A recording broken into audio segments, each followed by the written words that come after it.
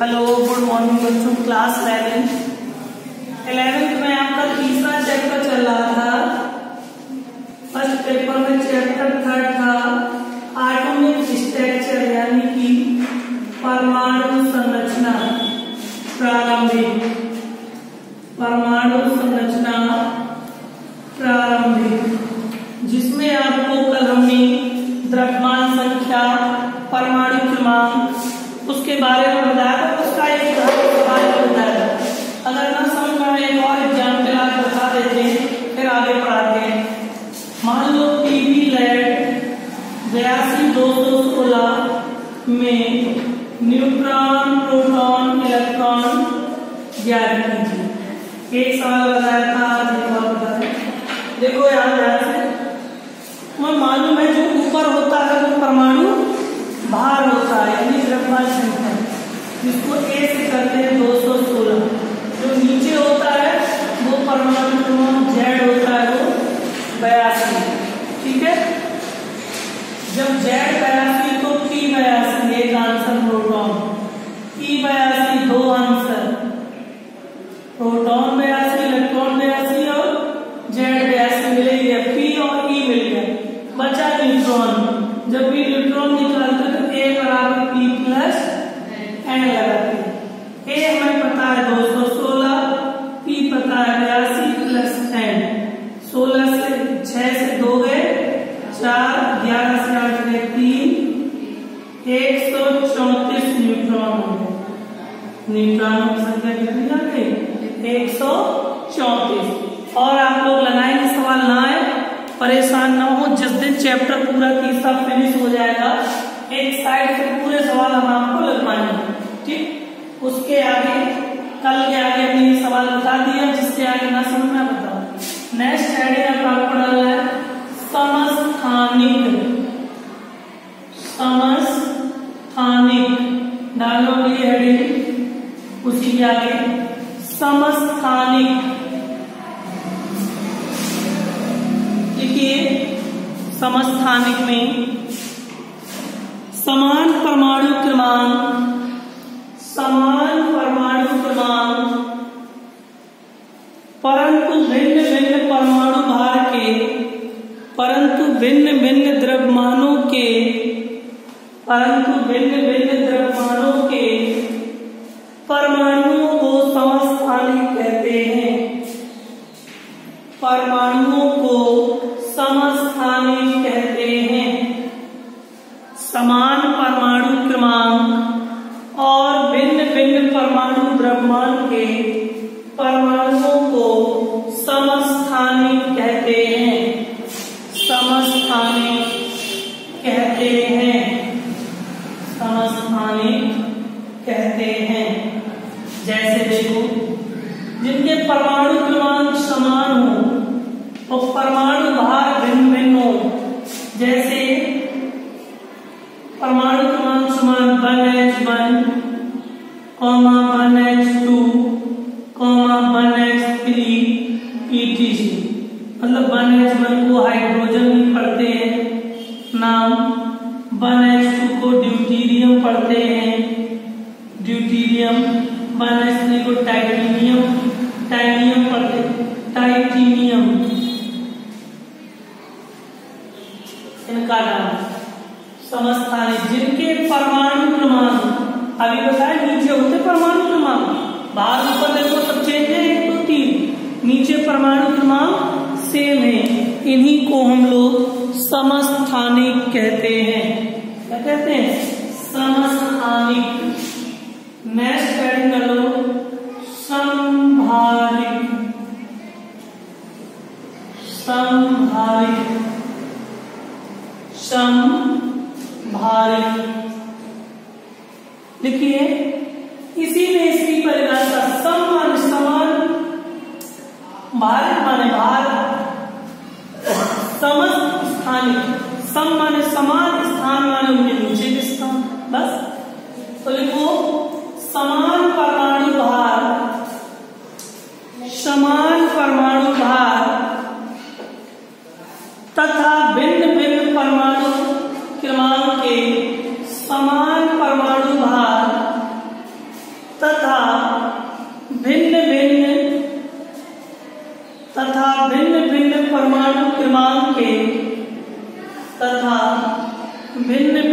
परमाणु क्रमांक के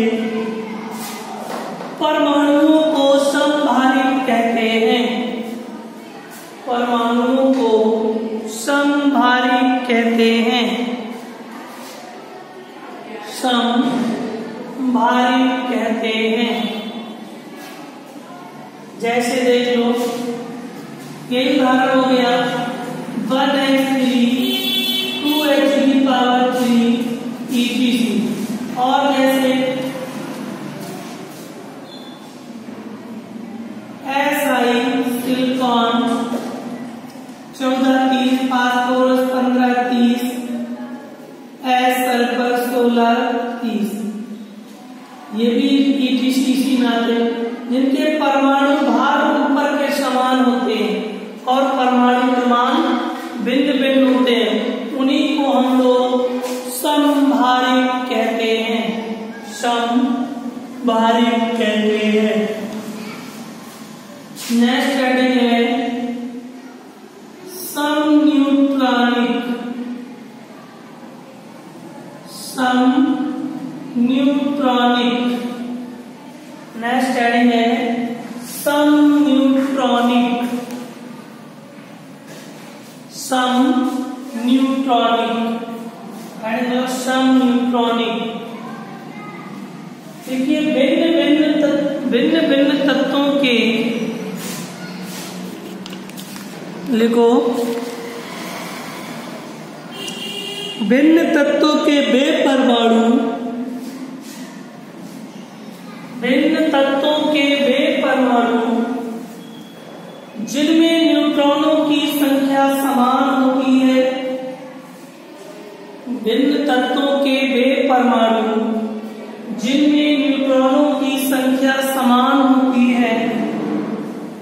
जिनमें न्यूट्रॉनों की संख्या समान होती है। न्यूट्रॉनों की संख्या समान होती है, समन्यूट्रॉनिक कहलाते हैं। समन्यूट्रॉनिक कहलाते हैं। समन्यूट्रॉनिक कहलाते हैं। जैसे देख लो एग्जाम्पल, Si सिलिकॉन 1430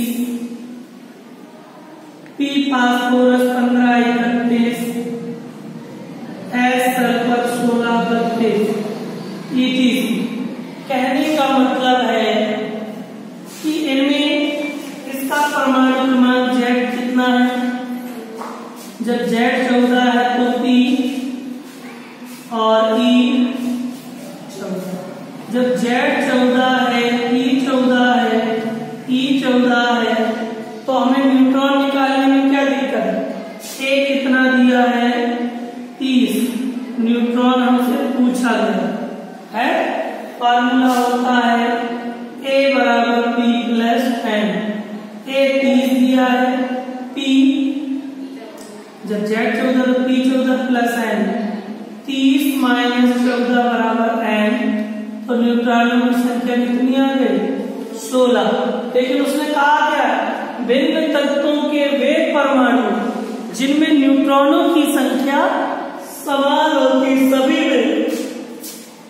दूसरा part Z 15 P 15 E 15 A दिया है 31, फार्मूला A बराबर P प्लस N। A 31 रख देंगे, P 15 रख देंगे, 31 से 15 घटा देंगे तो न्यूट्रॉन कितने बचेंगे बेटा 16। B पार्ट, A पार्ट नहीं लगा। थर्ड पार्ट Z आपका 16 दिया है, P भी 16 हो जाएगा, E भी 16 हो जाएगा, A 32 दिया है, न्यूट्रॉन पूछा, फार्मूला A बराबर P प्लस N। A हमारा 32 है, P हमारा 16 है, प्लस N पूछा, 32 माइनस 16 बराबर N, तो न्यूट्रॉनों की संख्या कितनी आ गई। देखो तीनों सवाल, तीनों में न्यूट्रॉन कैसे आ रहा है 16 आ रहे हैं, वही तो परिभाषा है। भिन्न तत्वों के वे परमाणु जिनमें न्यूट्रॉनों की संख्या समान होती है उन्हें समन्यूट्रॉनिक कहते हैं। नोट कर लीजिए, सभी लोग नोट कर लें।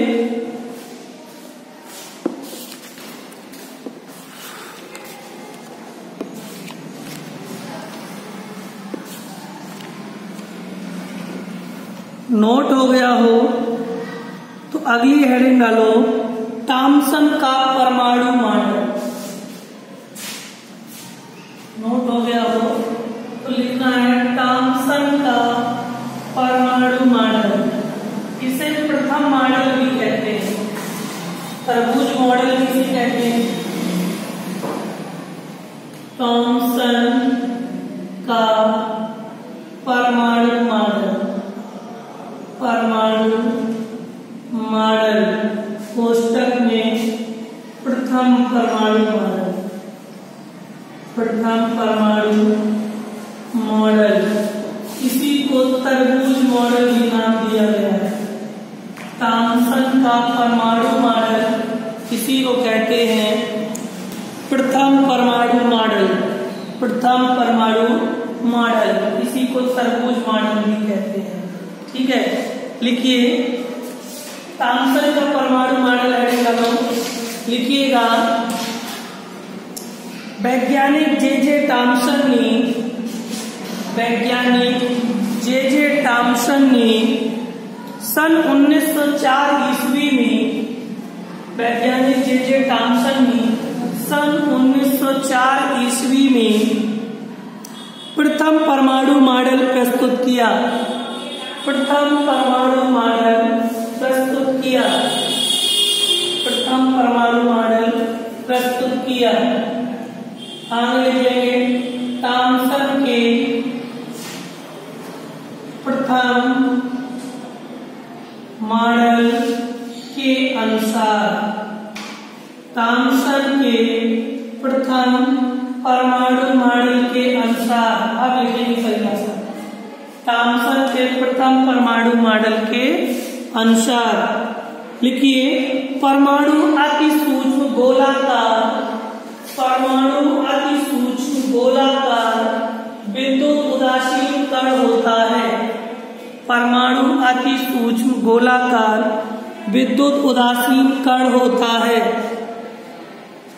विद्युत उदासीन कण होता है, जो धन और ऋण आवेशों से, जो धन और ऋण आवेशित द्रव्य से बने हुए हैं, जो धन और ऋण आवेशित द्रव्य से बने हुए हैं।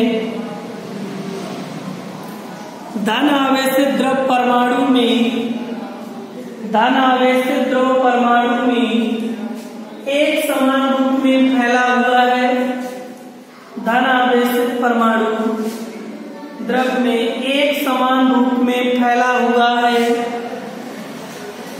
तथा इलेक्ट्रॉन धन आवेश में, तथा इलेक्ट्रॉन धन आवेश में इस प्रकार धसे हुए हैं,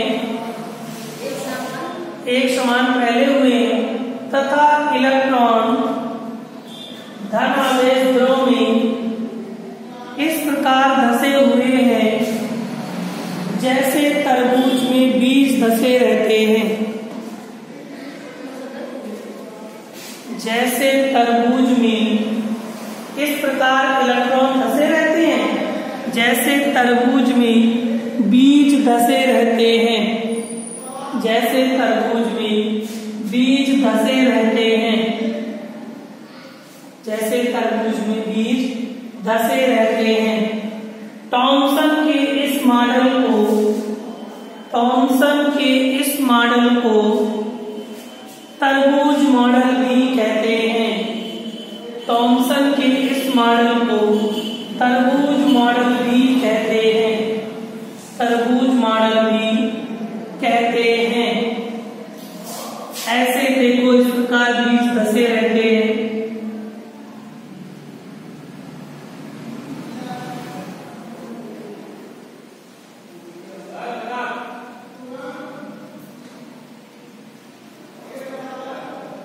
तरबूज का एक पीस कटा हुआ रखा है, उस पीस में इसमें आपको हम दिखाते हैं किस प्रकार धनावेशित कण फंसे होते हैं और कैसे बीज धसे रहते हैं।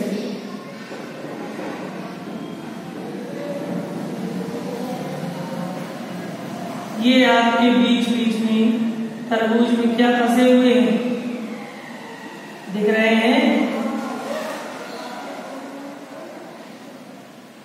बीज धसे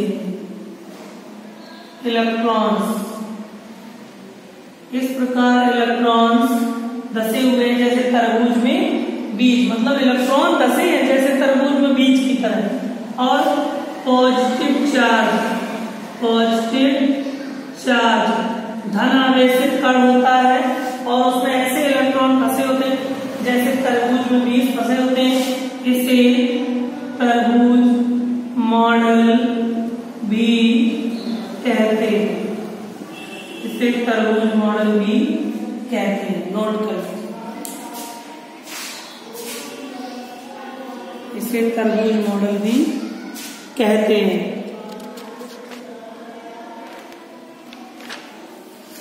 नेक्स्ट स्टडी है रदरफोर्ड का परमाणु मॉडल। रदरफोर्ड का परमाणु मॉडल, रदरफोर्ड का परमाणु मॉडल, रदरफोर्ड का परमाणु मॉडल। हेडिंग डालो रदरफोर्ड का परमाणु मॉडल, रदरफोर्ड का परमाणु मॉडल।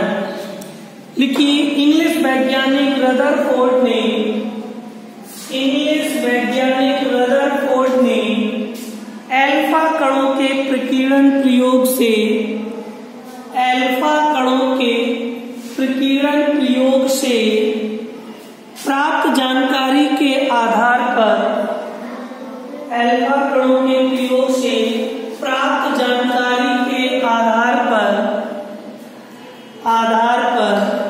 परमाणु का नाभिकीय मॉडल प्रस्तुत किया, परमाणु का नाभिकीय मॉडल प्रस्तुत किया, परमाणु का नाभिकीय मॉडल प्रस्तुत किया। रदरफोर्ड के परमाणु मॉडल के अनुसार, रदरफोर्ड के परमाणु मॉडल के अनुसार, रदरफोर्ड के परमाणु मॉडल के अनुसार, रदरफोर्ड के परमाणु मॉडल के अनुसार लिखिए पहला नंबर, अनुसार डालकर प्रश्न नंबर लिखिए। देखो परमाणु अति सूक्ष्म गोलाकार, परमाणु अति सूक्ष्म गोलाकार विद्युत उदासीन कण है, विद्युत उदासीन कण है।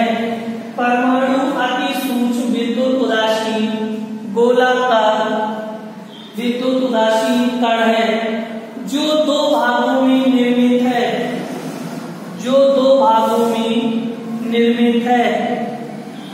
फर्स्ट नंबर धनावेशित नाभिक, दो भागों में निर्मित है। फर्स्ट नंबर धनावेशित नाभिक, धनावेशित नाभिक। दूसरा नंबर नाभिक के बाहर का विशाल क्षेत्र, दूसरा पॉइंट नाभिक के बाहर का विशाल क्षेत्र जिसमें इलेक्ट्रॉन उपस्थित होते हैं। नाभिक के बाहर का विशाल क्षेत्र जिसमें इलेक्ट्रॉन रहते हैं, जिसमें इलेक्ट्रॉन रहते हैं।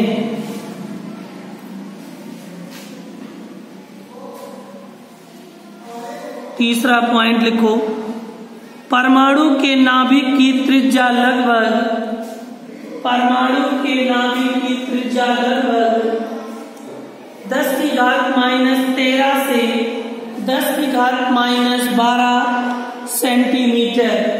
परमाणु के नाभिक की त्रिज्या 10⁻⁻13 से 10⁻⁻12 सेंटीमीटर होती है। 10⁻⁻13 से 10⁻12 सेंटीमीटर होती है और परमाणु की त्रिज्या लगभग, ये परमाणु नाभिक की है, ये परमाणु नाभिक की त्रिज्या है, परमाणु नाभिक की त्रिज्या 10⁻13 से 10⁻12 सेंटीमीटर होगी तथा परमाणु की त्रिज्या